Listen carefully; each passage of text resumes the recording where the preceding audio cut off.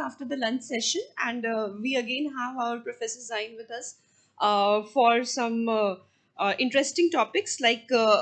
Before pre-lunch session, we have an elaborative discussion about the mechanism of heterogeneous catalysis, and in this session, Professor Zain would be talking on the mechanistic part of those heterogeneous catalytic reactions. I hope you will have an enriching and interactive session.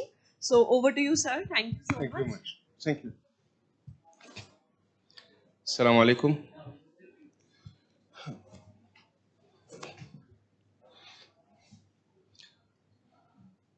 Shall we start? Assalamu alaikum. Actually, in last three lectures, we talked. The first one was about introduction about catalysis, and we know that there is two types of catalysis, main two types of catalysis, which is homogeneous and heterogeneous catalysis. And we discussed also today about adsorption. And catalysis and adsorption are like two faces of the same coin. It means no catalysis without adsorption. I mean no heterogeneous catalysis without adsorption. Of course, you know that to make adsorption, we have two parts of adsorption, as we discussed at morning. We discussed at morning that adsorption may be chemical or physical adsorption. And what do you think in the case of heterogeneous catalysis? Will it be chemical adsorption or physical adsorption? I think your answer will be, it will be chemical adsorption. It should be chemical adsorption. It may start as physical adsorption, but it will end at chemical adsorption. Of course, here, so whenever you hear about heterogeneous catalysis, you have to know that the first step of heterogeneous catalysis should be adsorption process. They are related together. And the adsorption may be physical or chemical, as we just mentioned that morning. What are the steps of heterogeneous catalysis? Here, I'll try to imagine something. If you are from Mumbai, for example, and you came here to attend Gyan course, what will you do? You would just take a train or airplane from Mumbai until to come to Delhi or New Delhi. After that, you will take a taxi from airport to this university. At this time, you will prestigiously sit down and we will talk and discuss and react. After we finish, we will say goodbye, bye-bye. But your coming is different from your going because you came with some knowledge and you will leave with another knowledge. This is a reaction. After that, you will take the same taxi that you took first time, but from university to airport or train station. After that, you take the train and return back. This is the same cycle that mechanism takes.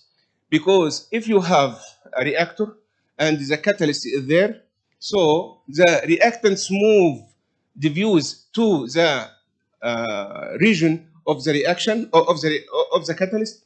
Then inside the pore, it travels to the active sites, and on the active sites they are reacting together. After that, product will be formed. Then product start to leave. And of course, I'd like to tell you that if the product love or like or have high affinity with the catalyst, that means, do you think it will be good catalyst and it will make good reaction, or it will not be good reaction? It will not be a good reaction because of the affinity should be medium. Here you can see that this is A from very far and the external diffusion, then internal diffusion. So it goes to the surface where reaction will occur.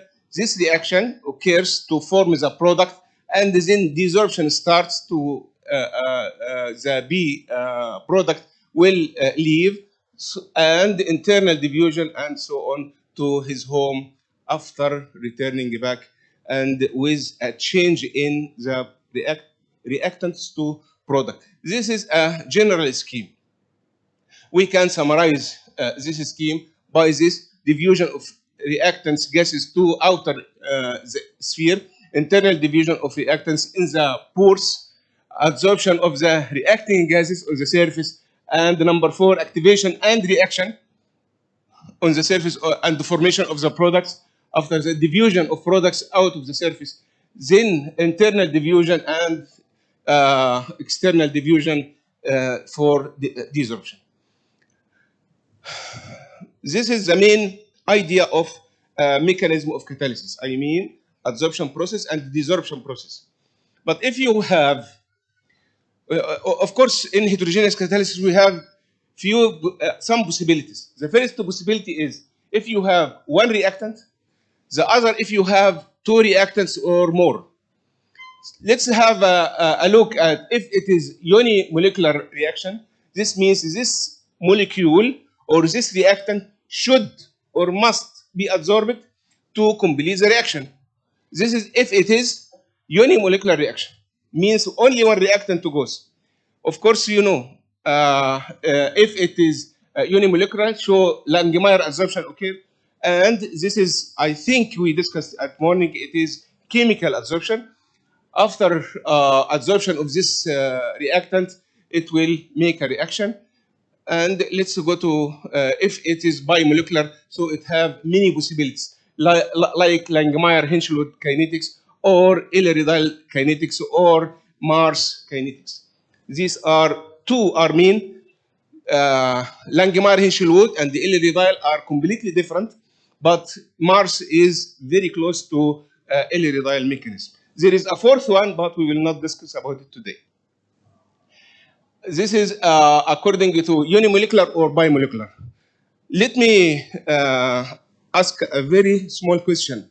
Do you remember what is rate determining step? If please try to, for next lecture, inshallah, try to read what's rate determining step, because we may need it, inshallah. What about if it is unimolecular reaction? Of course, we will follow Langemeyer-Hinshelwood mechanism, as you remember. We discussed about what's Langemeyer-Hinshelwood at morning, and this is a new equation we can describe here. Rate of absorption equals the D of Ca, the concentration of the change of concentration of reactant A over dt, which is time. Kt, that's equal Kt multiplied by theta. And of course, you remember what is theta. Theta is the coverage of the reactant. Equals Kt by this term, Ba multiplied by Pa over this term. I think you know these definitions. Ra is the rate of disappearance of A. Kt is the constant at any temperature. B is a constant. You remember at morning that it has K1 over K2, something like this. This one, if we have a reaction at two temperatures, what will happen? Here is the reaction at two temperatures, T2 and T1. Of course, the rate of T2, which is higher than T1, the rate at T2 is much bigger than T1 because T2 is higher than T1. And we mentioned before that the increase of temperature follows or is followed by an increase in the rate of reaction. I think it is 10 degrees of increasing temperature leads to an increase of chemical rate of equation rate with twice. It will be twice after 10 degrees. Of course, this is in a range of reaction conditions. If we change the range of temperature, of course, this will change. At the beginning, at low PA, you can see here that at low pressure, each curve approximates at straight line. All of these are straight line and follows the first order related to BA. At low P, in this equation, if you can see, RA equals Kt by BP over 1. If low P means you can cancel the other term, and it will be RA. It will be RA by KTBBA. That's all. And at high pressure value, it will be different. RA equal KT. This is different because it approaches to a parabola, as you can see here. This is if we start to Langmuir. This is Langmuir equation. And in the next one, we can just simulate it. Just like this is if this active site, this is the support of the catalyst, and this is active site which is below one. Adsorption occurs and interaction, then product is formed. After that, desorption of the product to give another clean active site. After that, it gives another cycle which is A is absorbed and reacted and so on. This is the cycle, and this is the mechanism, almost just a schematic diagram for a Langmuir-Hinshelwood mechanism. But what about bimolecular reaction? In bimolecular reaction, it's a little bit different because in bimolecular reaction, we have two possibilities. The first possibility is if one of the reactants can be adsorbed or both of the reactants are adsorbed. These are two possibilities. But there should be adsorption. There must be adsorption. For bimolecular reaction, we have either Langmuir-Hinshelwood kinetics or Elie-Riedel kinetics or Mars-Van Krevlin kinetics. Langmuir and Elie-Riedel are completely different, as I mentioned before, but in Mars is a little bit different from them. For Langmuir-Hinshelwood mechanism, all the reactants are adsorbed because it is if A and B both are there on the surface, this means it follows Langmuir-Hinshelwood mechanism. But if only one reactant is there, this means it follows Elie-Riedel mechanism. For bimolecular reaction, this is if it for A and B, they are adsorbed like this. It gives A and B are adsorbed on the catalyst surface.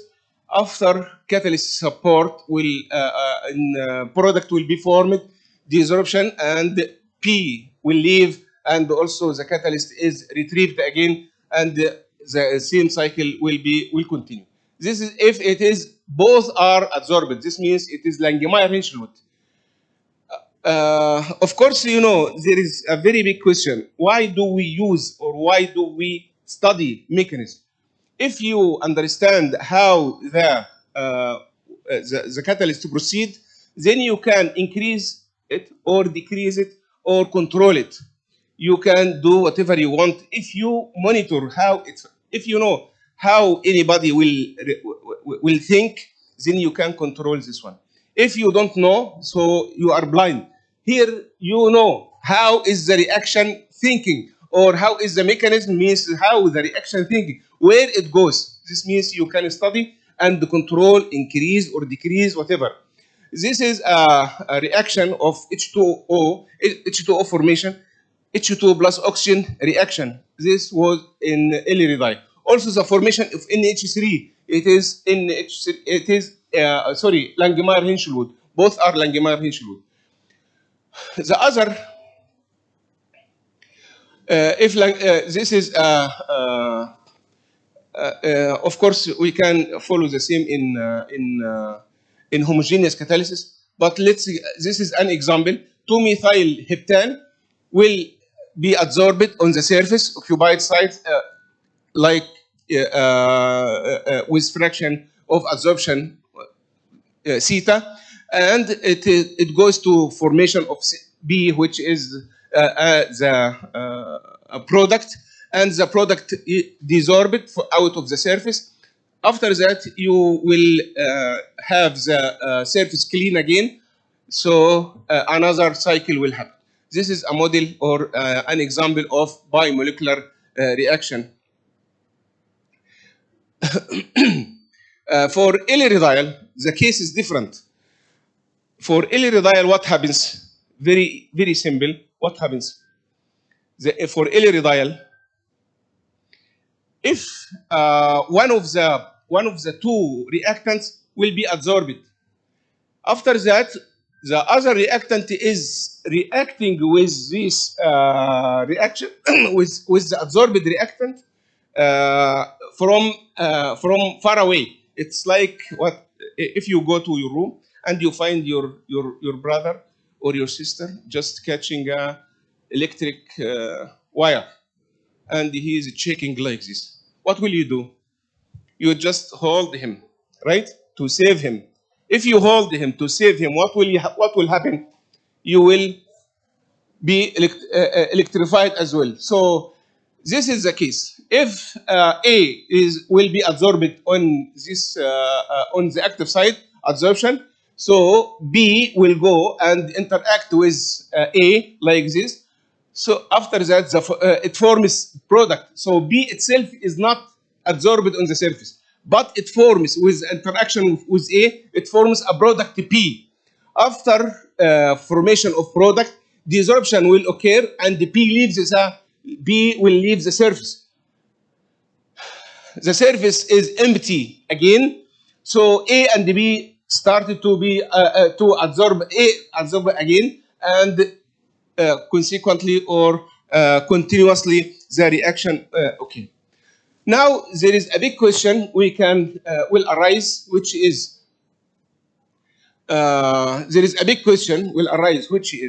how can we differentiate between Ehlers-Danlos and Langemeyer-Hinshelwood mechanism? How can we differentiate it? How can I know, or how can I decide this reaction proceed in Langemeyer or Ehlers-Danlos mechanism? It's very simple. Of course, this is two reactants. If all the reactants are adsorbed, this means Langemeyer. And if one of the reactants is adsorbed only, this is Ehlers-Danlos. So the question is, how can we distinguish between the two mechanisms? How can we distinguish between the two mechanisms? How can we decide if this reaction goes through Langemeyer-Hinshelwood or Ehlers-Danlos?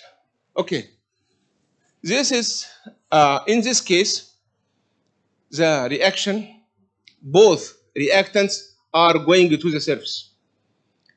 This and if the rate increases with the presence of two reactants on the surface, if the rate increases, this means this is Langemeyer-Hinshelwood.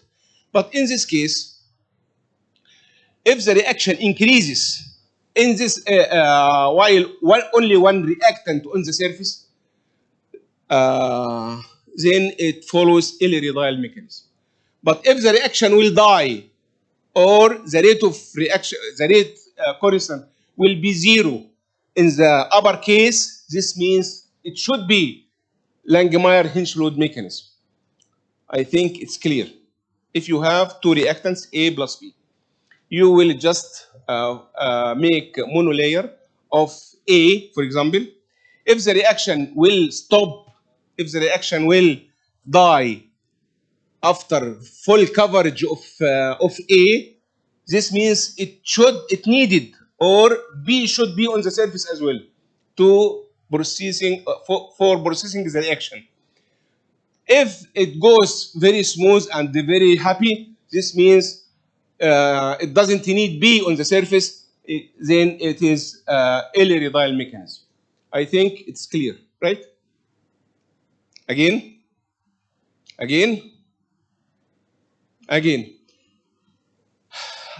In other words, if Ehlers-Danlos, this we make full coverage of the surface, coverage with A. If the surface is covered completely with A, and the reaction rate increases by increasing the coverage until coverage theta equals 1, this means it didn't need B on the surface. This means it needed only A on the surface. Ehlers-Danlos mechanism. Okay? But if the reaction increases by time until medium of coverage. Then the rate goes down again to 0 at complete coverage. This means it needed both of the reactants on the surface, and I just removed one of them, so the reaction will not proceed. Is it clear? I think so. The last one is, and of course, here I just remember something I want to just tell you. Now I control the reaction. If I can control the reaction, like if I give it A only or B only, will it be different? Will it be different or not? So it may have A only and work. B will interact with A from outside. But if I give it B, will A interact with B from outside or not? So the reaction may decide he needs only one, yes, but which one? You don't understand. Okay. I mean, there is another question I didn't answer here, which is the reaction may need only one, and we answered that if it needs only one reactant, it will go through L03 mechanism. But which one it will need? Will it need A on the surface or B on the surface? This is another big question. So we will skip it today. If you can think about it, we can answer it later on. Okay? Which reactant it should be there on the surface? Now, the last one, or before last, but we will talk about is Mars van Krevlin mechanism. What is this? It is very similar to L03 mechanism, where it is like this. This is A. It is a part of the catalyst, itself. B comes and react with A, like L03. That's why I told you it's similar to L03. B comes and react with A from outside like this. It's absorption of B over A and reacts like this, and the P is formed, then desorbed, B desorbed from here, and once B desorbed, it leaves vacant space. It leaves vacant space. This vacant space will be, of course, consummate by adding another A from outside, from the reactants, another A from the reactants to fulfill the surface of the catalyst and again the cycle. Clear? The difference here between, there is tiny difference between L-redyl and Mars. What is the difference? The catalyst is working from its structure and devote some atoms to the reaction, which fulfills the reaction and then consummated again from the medium or from reactants itself. We can see, but in the other case, in L-redyl, the case is different. Why? The case was A plus B are absorbent, will be absorbed on the surface. A is going to the surface, and B will interact with A from outside. But here, A is a part of the structure. This is the difference between Mars and L-redyl. This is an example. This is just I added here like equations. B will go to A on the surface. It gives transition state BA. After that, the transition state will form C, which is the product. After that, the C will leave the surface. Then it consummates S. Surface will consummate the missed atom, which is A, from the medium. and forms AS again, which we already started with this structure. It is like we will introduce this example. I think you will. It will be clear. Like this. It is O is there on the structure. CO comes and react with O like this to form CO2. Then CO2 will leave the surface and return, and the previous structure return back without O, which takes O from the medium and forms the original structure. This is Mars mechanism. It is like oxidation of CO with oxygen. CO with like this example. If we have platinum oxide, of course, platinum oxide structure has platinum and oxygen on the on the surface or on the structure. After that, CH4 comes to be CH4 will come and forms two bonds HO and CH3 platinum bonds, and then oxidation methanol will be formed and leaves the structure like this, forms and platinum oxide return back and it takes oxygen from the medium, and reaction complete. I think we finished the possibilities of the mechanism in heterogeneous catalysis today, and I hope it's clear. If anybody has any question, I am here. Let's go. Thank you very much. Any question?